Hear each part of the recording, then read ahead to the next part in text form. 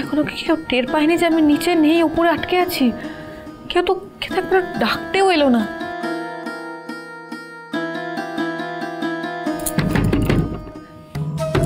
কেউ শুনতে পাচ্ছ? মা, মেজো মা, তরিতা, দরজাটা খোলো, আমি আটকে পড়েছি। বাইরে থেকে দরজাটা লক আছে, খোলো প্লিজ। কি এবার কি করব? হে ভগবান, আমার ফোনটাও তো তেজ নিয়ে চলে গেছে। এবার এবার কি করে বেরোবো এখান থেকে?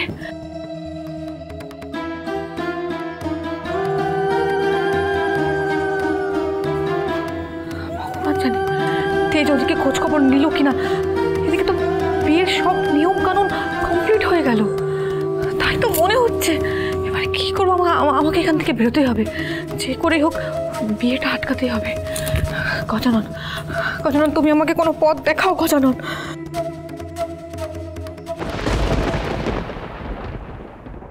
এটাই তো গ্যারাজের লোকেশন মনে হচ্ছে, এক্ষুনি বেরোতে হবে।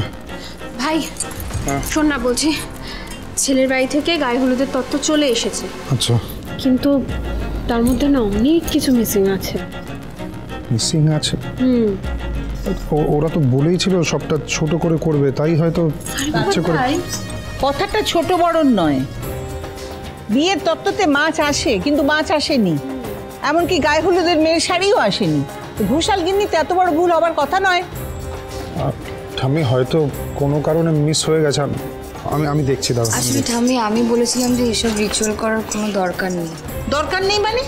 দরকার নেই বললেই হলো? তোমাদের আজকালকার ছেলে মেয়েদের আমি কিছু বুঝতে পারি না। যেটুকু নিয়ম না করলেই নয় সেটুকু তো করতেই হবে। রেশমি রিচুয়াল করতে বারণ করতেই পারে, কিন্তু আমি তো ঘোষাল বাড়ির আভিজাত্যের অনেক গল্প শুনেছিলাম।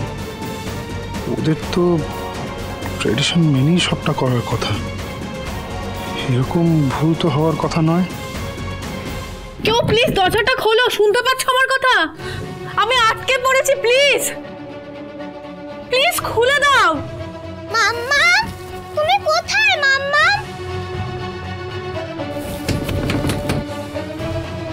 মাম্মা, তুমি ভেতরে?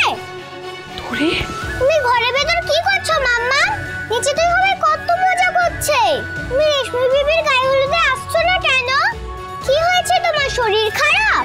তোরে আমি ভেতরে আছি, আমি একদম ঠিক আছি। আসলে মা, আমি না ভেতরে আটকে পড়েছি। তুমি নিজে নিজে বেরোতে পারছো না মাম্মা? দাঁড়াও, আমি এক্ষুনি তাহলে বাবাকে ডেকে আনছি। এই না না না, তোরে বাবাকে ডাকতে হবে না, কেমন? তুমি এক কাজ করো, তুমি নিজে নিজেই ওই দরজার যে ল্যাচটা আছে সেটা ধীরে ধীরে টানো, কেমন? তুমি ঠিক পারবে। আমি ট্রাই করছি মাম্মা।